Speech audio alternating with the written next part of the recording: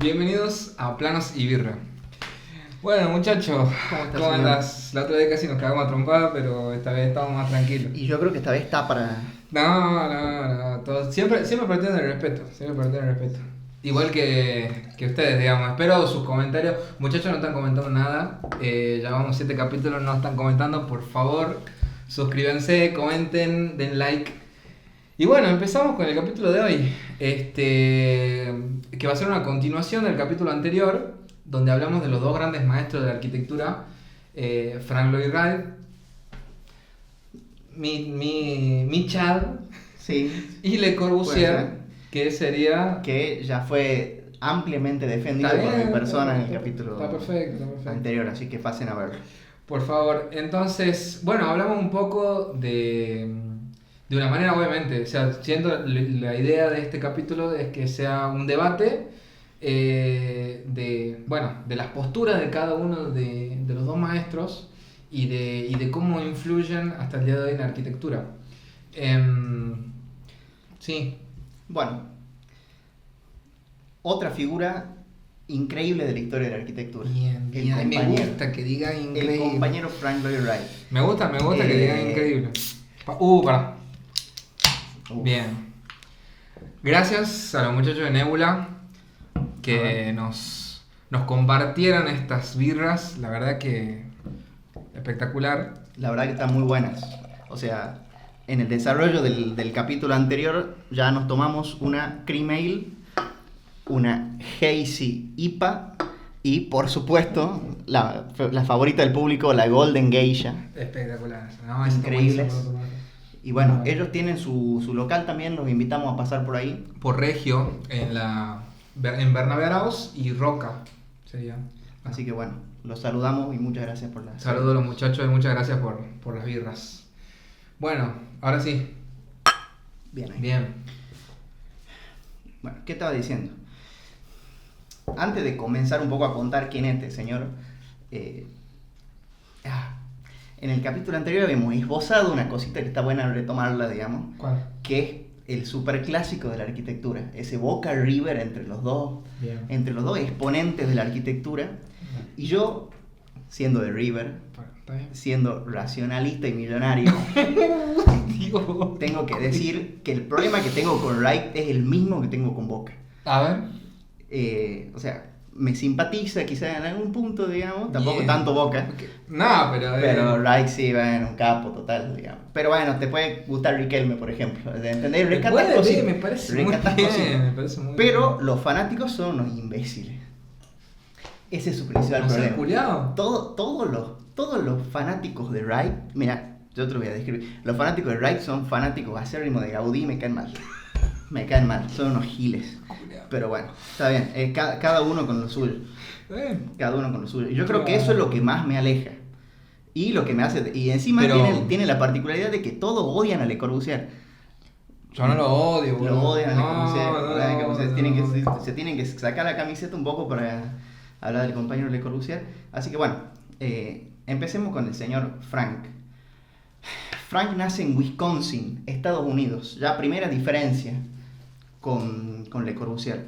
En 1867 es también una persona mucho más grande y su arquitectura en general se desarrolla, y esto sí hay que darle, la derecha en este caso se desarrolla antes que todos. O sea, si hay algo que hizo Wright es hacer las cosas antes que muchos. Y bien. Y muy bien, desde el principio. Pero bueno. Con Boca. Y bueno. Cada uno con lo suyo. Él desarrolla su infancia, bueno, es gracioso porque siempre nos enseñan en la facultad que parte de la influencia clave de él en su infancia es los bloques Froebel, sí, que le enseñan a él básicamente esa composición tan particular de equilibrio de volúmenes, de masas, digamos. Sí. Y en 1887 se traslada a Chicago. Y una cosa que también lo une con Le Corbusier son sus maestros. No en este caso los maestros en sí, sino la importancia de sus maestros. Él sube del estudio de Louis Sullivan, que es el arquitecto que de alguna manera estaba poniendo a Chicago en el mapa con los mejores, las mejores obras de lo que es la Escuela de Chicago. Claro. Que es ya el entorno de su arquitectura. Él desarrolla sus primeras obras, la mayoría no voy a decir la mayoría porque hay algunas que desarrollan en otros lugares, pero una gran parte están en Chicago, básicamente. Su primera parte, que son las casas de la pradera, se dan en los suburbios de Chicago. Estamos hablando de una cosa completamente diferente a la de Le Corbusier en este caso. Claro. Ellos venían de la Escuela de Chicago, Además, perdón, ¿no? Sí. Hago un paréntesis. Un entorno rural. Sí, en ese caso. Un entorno rural con mucho espacio verde. O sea, él defendía también eso justamente. Porque si bien él aprendió en la escuela de Chicago y de la densidad y de los primeros rascacielos que hubo en el mundo, básicamente. Sí. Defiende también la vida de campo. Sí, o sea, si por algo algo que lo describe muy bien a Wright es que es un defensor de la arquitectura norteamericana y de esa idea de la América profunda, digamos, que él desarrolla posteriormente en todos sus escritos. Y bueno, y me parece importante lo que dijiste de los rascacielos. O sea, los rascacielos se inventan de alguna forma como tipología en la Escuela de Chicago, y él cumple una función que está muy buena de verla porque es la otra parte de la Escuela de Chicago de alguna forma.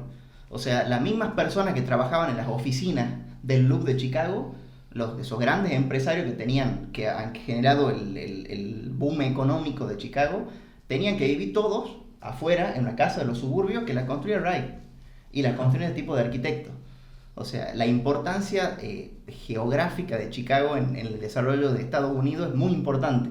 Es la ciudad que de alguna manera sirve de ancla para toda la conquista del oeste de alguna forma. Por eso es que es tan importante y por eso es que es increíble que él haya sido mudado justamente para ir a desarrollar todo esto. Bueno, ¿cómo se reconocen cuáles son las obras de esta primera etapa de él de las casas de la pradera? Por ejemplo, la Casa Robbie, que es un ejemplo de arquitectura que te tengo que dar la derecha en este caso, es desde el principio, en 1908 ya, antes de la Primera Guerra Mundial, contemporáneo a algunos movimientos europeos como el Art Nouveau. Sí. Él estaba haciendo una obra mucho más avanzada desde el punto de vista expresivo quizás. Sí. Y mucho más moderno, o sea, la sintaxis moderna se encuentra antes aquí que en Europa. En Europa estaba desarrollando. Es más, los europeos aprenden de él, digamos, o sea, y eso se lo dicen, que es muy gracioso. El ego que tiene Wright, eso también es espectacular. Yo lo banco mucho porque es un tipo que tiene, que defiende mucho lo suyo. Todos los grandes maestros de la arquitectura que vinieron de Europa y quisieron conocerlo a Wright, ya sea Le Corbusier, ya sea ¿cómo se llaman los ojos? Walter Gropius, ya sea Mies van der Rohe. A pesar de todo eso, ellos lo admiraban mucho a Wright porque Wright tiene un buen hacer a lo largo de toda su carrera. Sí. O sea, un tipo que realmente tuvo aciertos y del que ellos aprendieron mucho para llegar a la evolución que sería ese movimiento, digamos, esa arquitectura internacional, esa arquitectura universalista, por así decirlo, que sí, era la búsqueda que tenía el movimiento moderno en su momento. Lo sacan en parte de estos trabajos de Wright, digamos, de la forma de hacer de él, que en esta época, cuando él va a la Casa Robbie y hay un par de otros edificios que ya lo vas a decir, que también él aprende mucho en sus viajes, y hay un viaje en particular que creo que es de los más importantes de él, que es el viaje a Japón. Sí. Que bueno, no por nada, él aprende de los japoneses, que son, bueno, yo en mi opinión, son los más grandes exponentes de la arquitectura global. Yo no sé vos qué opinás. Yo los japoneses los perdono. No. Perfecto. Pero está bien. Un Tadao Ando, un Nishizawa, un tipo que no tenés mucho como para defenderte con ellos, pero tenés gente que tiene una tradición constructiva muy grande, muy arraigada a su cultura, y del que él aprende y la exporta y la lleva al contexto norteamericano de una manera espectacular. Sí. Sí, porque sí. la lleva al vivir del norteamericano, que es totalmente distinto del vivir del japonés. Sí, bueno, mira, ya para terminar con nuestro edificio de la primera época y ir un poco a lo que voy a hablar, 1904 el edificio Larkin en Buffalo, Sí. que es un ejemplo también importante, y en 1908 la casa Robbie y el templo unitario. Imagínate meter esas dos obras el mismo año, un animal total, pero bueno, ¿a qué viene lo que voy a hablar recién y cuál es la importancia que se le da al estilo de la pradera o sea, tiene evidentemente su estética muy propia, pero lo que se destaca y por lo que todos te dicen que es importante es por su horizontalidad, que de alguna manera la ubica en el terreno. Son todas arquitecturas completamente bien ubicadas. Es quizá uno de los pocos lugares en el que se podría haber desarrollado ese tipo de arquitectura es en las praderas de Chicago, porque ahí nació. No es, o sea, es ideológicamente totalmente opuesto al movimiento moderno de Le Corbusier. Claro. Es anti-universalista en este caso. Claro. A él no le interesaban las soluciones universales. Él era profundamente americano. Él propone Usonia, por ejemplo. Entonces yo creo que desde ese punto de vista es completamente distinto, casi en la misma época. Bueno, 10 años antes, pero ya dijimos que hizo muchas cosas antes. Su vida también está marcada por varias tragedias, algunas cosas, algunas travesuras que hizo en su momento. ¡Qué hombre, boludo! Y bueno. Todo, perdón, ¿no? Está bien. Todos los grandes maestros, los mujeriegos, boludo. Bueno, unos No, delincuentes. todos uno más delincuente que el otro. No cuenten No con quiero él. entrar en eso, No pero cuenten. que cada uno, ¿no? Sí. Bueno, Bien. ya en la década de 1910, él comienza la construcción de la primera Taliesin. Ejecuta lo que es el Hotel Imperial de Tokio, que bueno, es famoso justamente porque sobrevivió, tanto que hablaba de la arquitectura japonesa, una de las pocas construcciones que sobrevivió al terremoto fue justamente el edificio de Wright, construido en Tokio. Mira. Y bueno, él tiene una serie de viajes y toda esta cuestión termina trágicamente. Básicamente él llega a su casa en Taliesin, viaja y se entera de que Taliesin había sido incendiada con su mujer adentro. Y no recuerdo en este momento si con sus hijos también, pero yo creo que era con toda su familia. Creo que los asesinaron. Y prenden fuego a la casa. Los asesinaron y prendieron fuego a la casa. Sí. Cosa que es una locura para decirla. Increíble. Y reponerte de eso es durísimo. Y después construir Taliesin 2, o sea, como una cuestión psicológicamente difícil. Y después de esto, justamente, se puede decir que él tiene su consagración y la consagración mundial de la arquitectura orgánica. Perdón, pero ahí hay un ocaso de él.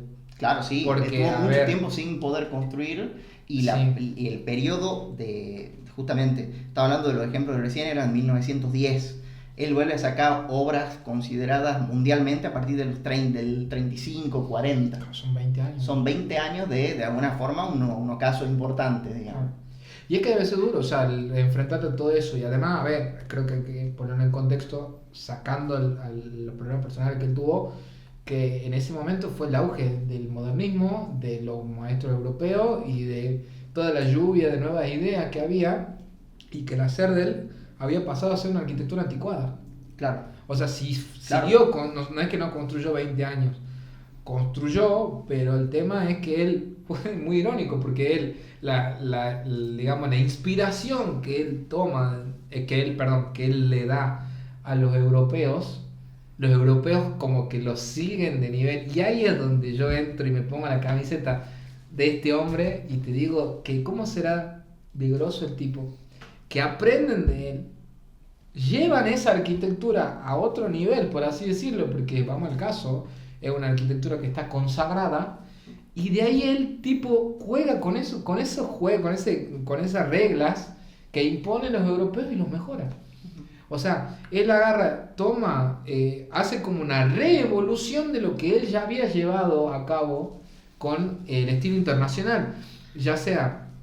Obviamente, vamos, ahí viene la obra más importante de él, creo que una de las más importantes mi obra favorita y una de las más importantes de la historia, que es la Casa de la Cascada, Sí.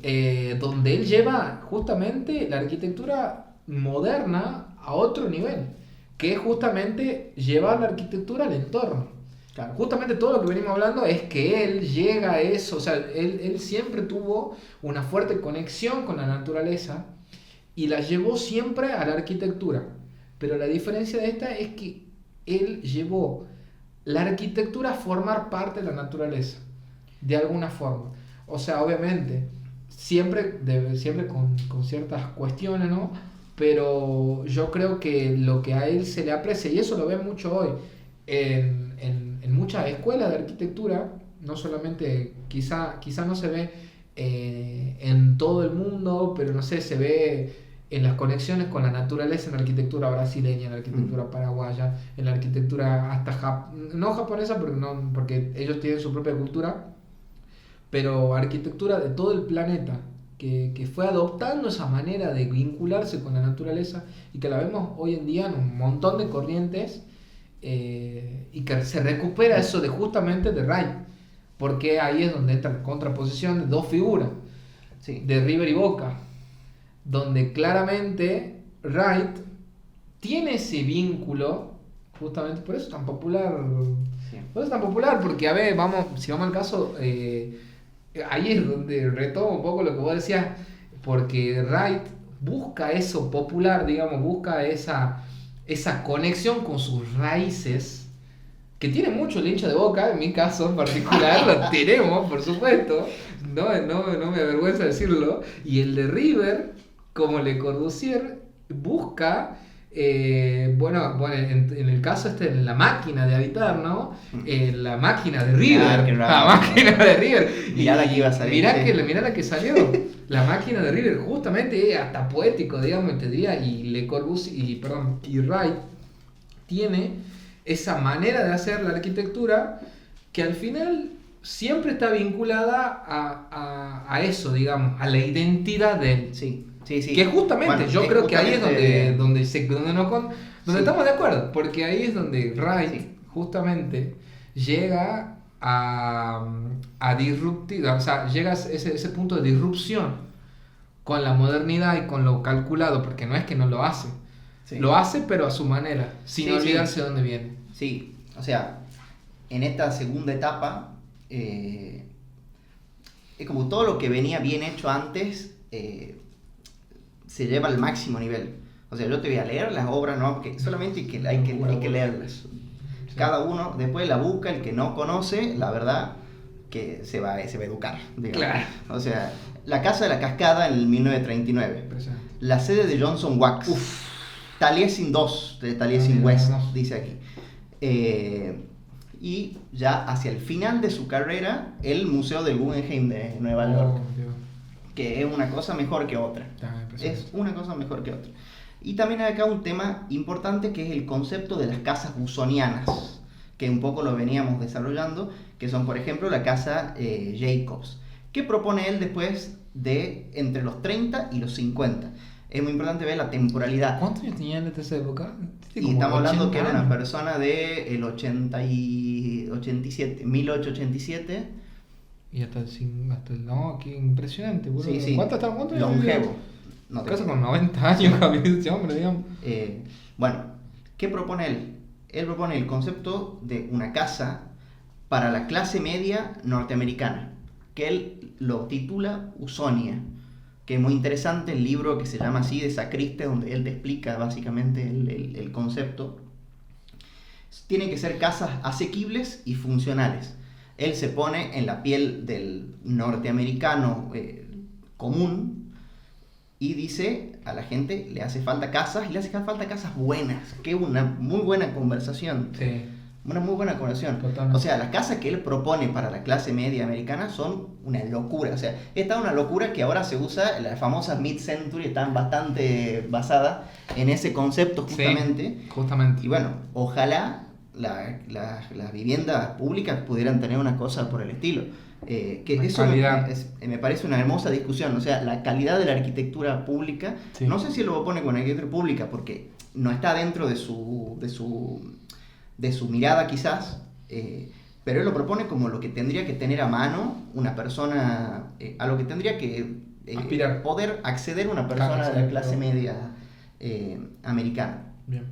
Y bueno, eso es un poco lo que vos decías, saltando de toda la parte boca y todas esas cuestiones, que su conexión con el sitio es quizás la parte más recalcable. O sea, la idea de la conexión de una obra con su ubicación es la Casa de la Cascada. O sea, no hay otra. ¿Podría decirse que es la casa más bostera? Ya, no. No, tira eso, sí, acertado. Es que no. Sí, no sé que te duele, pero no pasa nada, bro. Sí, bueno, lo podemos decir. Pero Gracias, imagínate, o sea, es lo que todo arquitecto quiere lograr cuando hace una obra en un entorno natural. Quiere que se conciba como esa forma en la que, o sea, la casa tiene una cascada que sale de casa, parece que sale de adentro de la casa, es una locura, una bestialidad. Es una bestialidad de obra. La historia que el vago lo ha hecho en 20 minutos antes de que llegue el cliente, no, de verdad, qué maravilla. Esa no lo sabía. ¿En serio es un flash?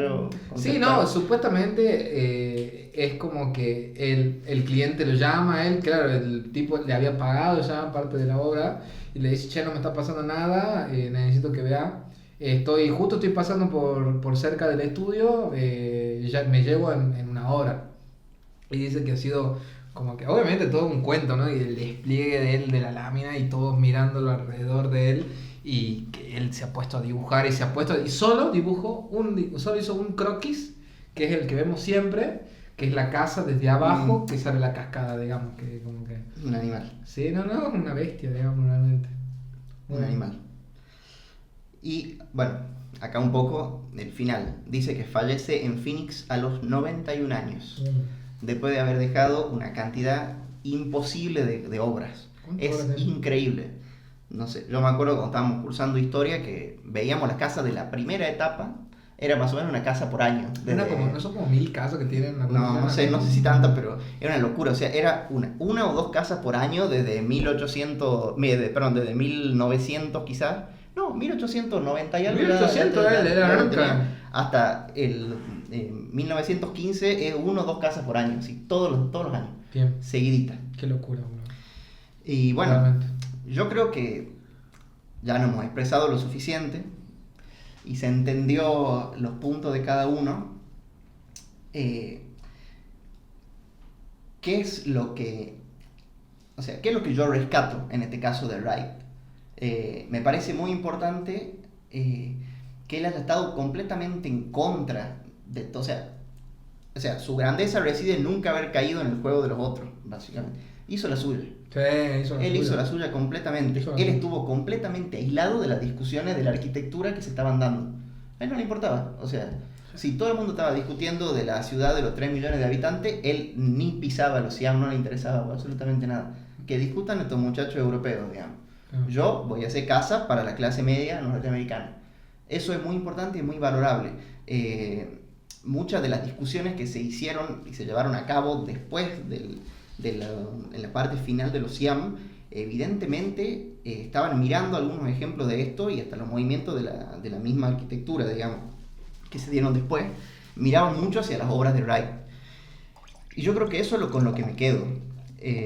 En particular, me parece muy importante y fue también, como Le Corbusier, maestro de maestros, pero con la tragedia de que nunca pudo formar una escuela. Porque su mirada, tan desde lo personal, tan desde lo local, no te permitía de alguna forma hacer lo propio sin plantear tu propia escuela. Claro. Aquí los racionalistas todos tuvieron la influencia de Wright.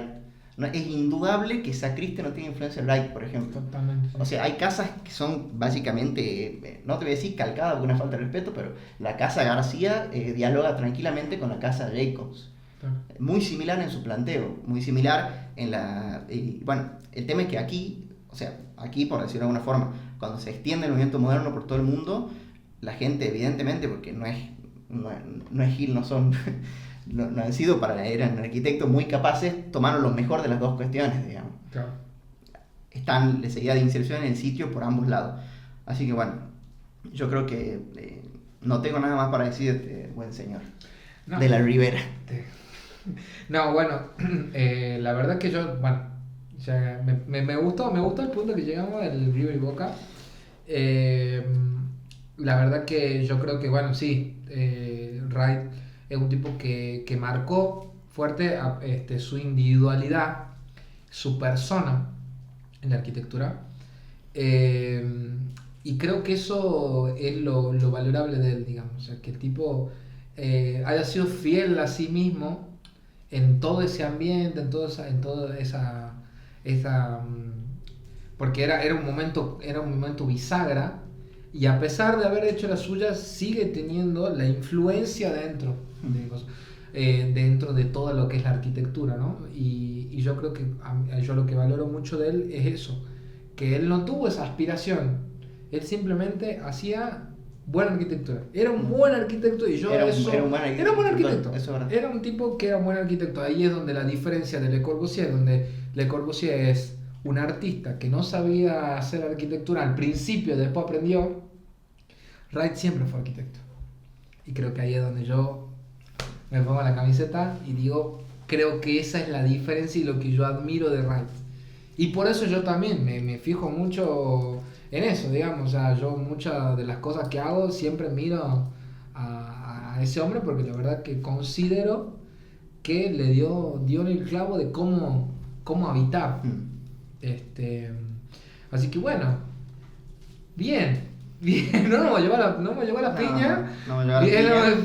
Habiendo llegado al acuerdo histórico que la verdad que no se dio nunca en nuestra charla más privada. Momentáneo. Porque estamos guardando la civilidad también. Me parece bien. Igual, banco igual siempre tiene que haber diferencia. Justamente este podcast es como para llevar esas ideas de cada uno y exponerlas, y que bueno, justamente la gente se sienta identificada y que esté acá con nosotros en esta discusión.